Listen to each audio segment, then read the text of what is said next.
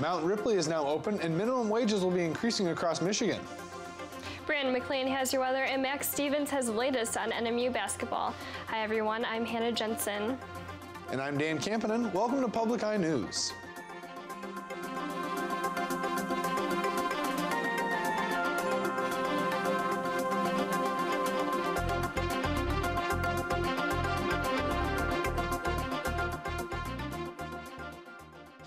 A 24-year-old man was convicted of sexual misconduct following a 2-day jury trial. Brandon Thomas Field was convicted of third-degree criminal sexual conduct on Thursday, a crime punishable by up to 15 years in prison. The sexual assault occurred during Halloween weekend of 2015, and the victim was a friend of Field and his wife. The victim reported the assault to law enforcement in August of 2016 after learning that he may have sexually assaulted a second woman. Field will be sentenced on January 19, 2018 in Marquette County Circuit Court. The Michigan DNR advises hunters that due to the delivery of testing kits being delayed by the supplier, obtaining chronic wasting disease test results could take longer than normal. This situation is not unique to Michigan. There is a national shortage.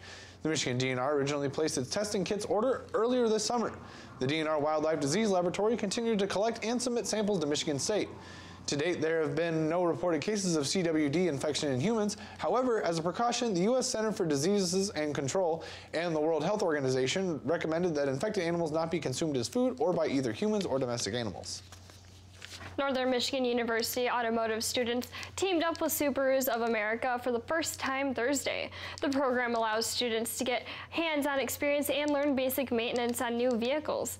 NMU hopes that the program will continue and bring in new cars to their garage. And while the snow is taking its sweet time to get here, ski season is still set to kick off in Hancock as Mount Ripley opens up today. With the help of cooler temperatures, the ski hill revved up its snow guns to prepare for the season. About 10% of the trails are now open. Not a bad way to start off the beginning of the month.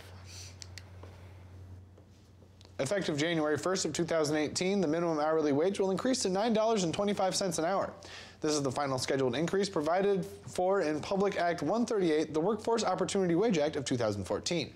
Any future adjustments after January of 2018 shall not exceed 3.5% and will be established by the state treasurer based on the unemployment rate and the consumer price index. The training wage remains at $4.25 for newly hired employees aged 16 to 19 for the first 90 days of their employment. Police say a drive-by shooting in Detroit has left 1 man dead and 4 others hospitalized with injuries. Captain Dan Siglini tells the Detroit News the incident happened around 8:35 p.m. Thursday outside a home on the city's east side. He says 1 female was among the people being treated for gunshot wounds.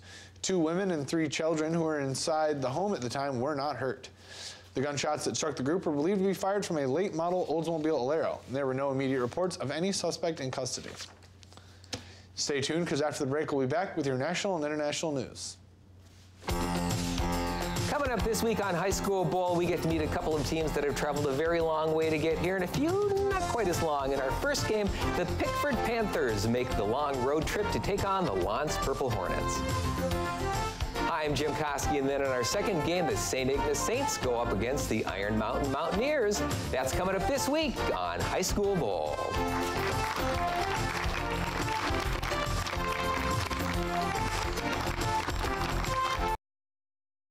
An investigation into the Charlottesville protest found that the city of Charlottesville failed to correspond with law enforcement during a protest between a white supremacist rally when protesters clashed. The failure started when law enforcement removed an officer from an area where a car rammed into a crowd of protesters. The investigation was led by former U.S. Attorney General Tim Hepfee, who interviewed nearly 150 people and went through millions of documented reports. An undocumented immigrant who'd recently been deported 5 times has been acquitted of murder by a San Francisco jury. In a tweet, President Trump called the verdict a travesty of justice. CBS's John Blackstone has more on a case that ignited the Sanctuary Cities debate. Following the not guilty verdict, defense attorney Matt Gonzalez condemned the way the case had been politicized by President Trump and Attorney General Jeff Sessions. And they may themselves soon avail themselves of the presumption of innocence and the beyond a reasonable doubt standard. And so I would ask them to reflect on that before they comment or disparage the result in this case. About 3 hours later, President Trump tweeted, A disgraceful verdict. No wonder the people of our country are so angry with illegal immigration. The killing became a centerpiece of Donald Trump's presidential campaign. Another victim is Kate Steinle, gunned down in the sanctuary city of San Francisco. Kate Steinle was walking with her father on a San Francisco pier when the 32-year-old was shot in the back.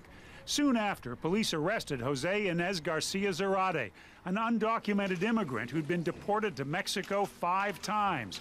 He'd recently been released from the San Francisco jail, but under sanctuary city policies, had not been turned over to immigration authorities. In court, however, defense attorneys argued Garcia Zarate found the gun under a bench on the pier and it fired accidentally. The bullet ricocheted and hit Steinle 78 feet away. Garcia Zarate is not a free man. He was found guilty of illegal possession of a firearm, which could carry a sentence of up to 3 years. He also faces deportation again. John Blackstone, CBS News, San Francisco. The U.S. government acknowledged yesterday that it has detained an American citizen accused of fighting for the Islamic State for more than 2 months without fulfilling his request to see a lawyer. Responding to a court order, the government said that the man picked up on the Syrian battlefield indicated he was willing to talk to FBI agents but felt he should have an attorney present. The unidentified American, who has not been charged, surrendered to U.S.-backed fighters in Syria around September 12th and is currently being held in Iraq as an unlawful enemy combatant. It was said that during questioning, FBI special agents advised the detainee on his right to remain silent, even though he might have spoken earlier to the other interrogators. That was an apparent reference to the intelligence agents who were believed to have questioned the detainee first. The government said the detainee was also advised on his right to an attorney. Entertainment mogul Russell Simmons is stepping down from his companies following a second allegation of sexual assault. Screenwriter Jenny Lumet accused Simmons of sexually violating her when she was about 24 years old. Anne-Marie Green shows us how Lumet's claims are already affecting Simmons' business empire. Writing in The Hollywood Reporter, Jenny Lumet says Russell Simmons initially offered her a ride home in his car, but instead he brought her to his New York City apartment and forced her to have sex. I felt dread and disorientation, she wrote. I wanted to go home. I said I wanted to go home. Matt Bellany is The Hollywood Reporter's editorial director. This was clearly a traumatic and intimidating and harrowing experience for her. She was locked inside this car and didn't really have a choice about what happened to her. Hours after Lumet went public with her accusations, Simmons' brand took a hit. HBO announced Simmons will not appear in the new series All Def Comedy and was removing his name from the show. As the co-founder of Def Jam Recordings, Simmons helped turn Public Enemy, the Beastie Boys, I'm notorious, I'll crush you like a jelly bean, and LL Cool J into stars. His business empire now includes a yoga studio, energy drinks, a fashion label, and film and television production. Simmons appeared on CBS This Morning in July. And I like to give people what I love. That's my entrepreneurial thing. On Thursday, Simmons said, "While I have never been violent, I have been thoughtless and insensitive in some of my relationships over many decades, and I sincerely and humbly apologize." After the break, we'll have your weather and sports. Stay tuned.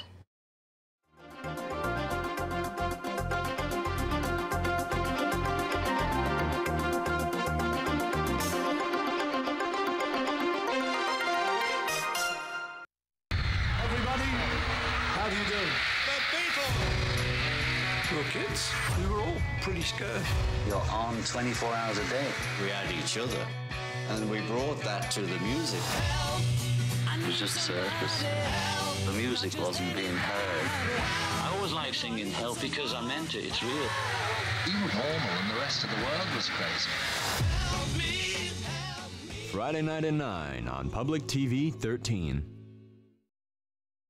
And welcome back. I'm Brianna McLean with your today's weather. As you can see behind me, campus is looking a little chilly today and there's quite a few clouds in the sky.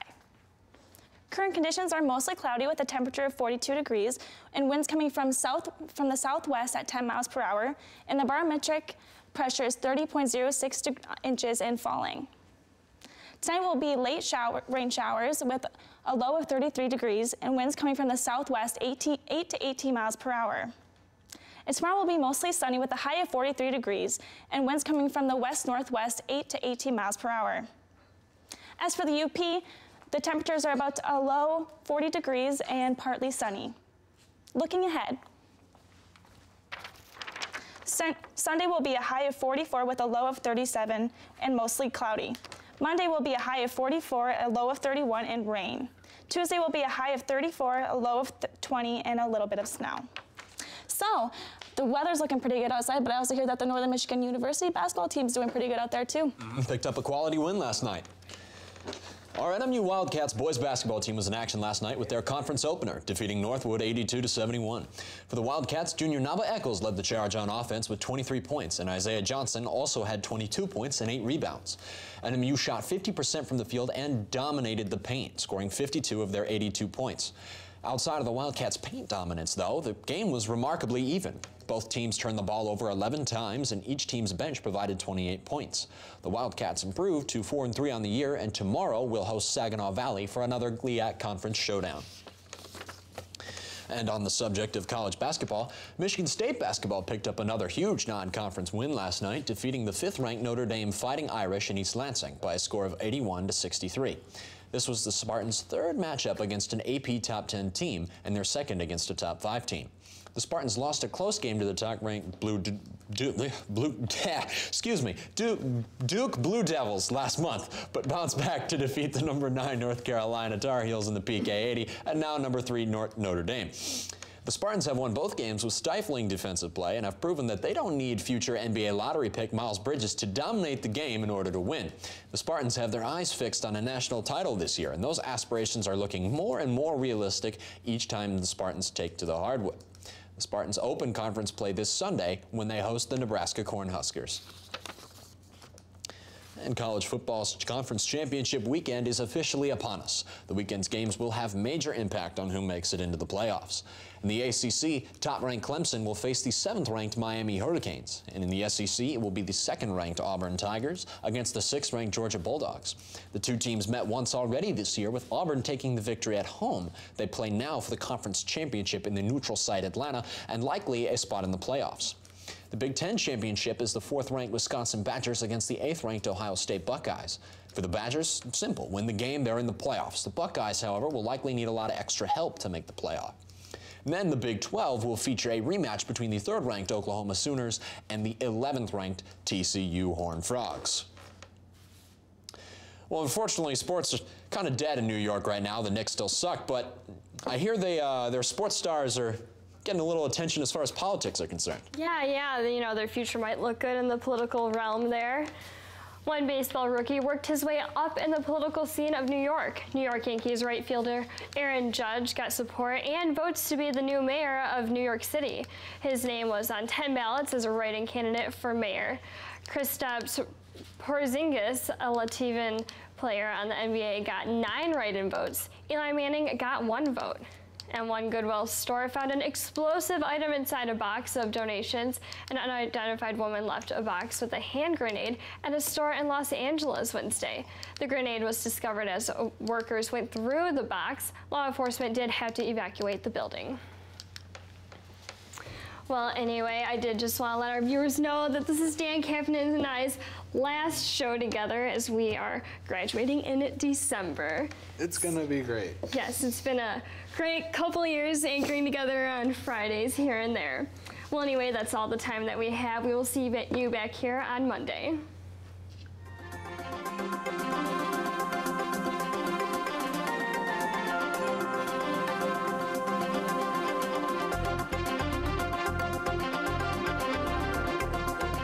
The preceding program was produced in studios located in the Edgar L. Hardin Learning Resources Center by WNMU-TV, Northern Michigan University Public Television.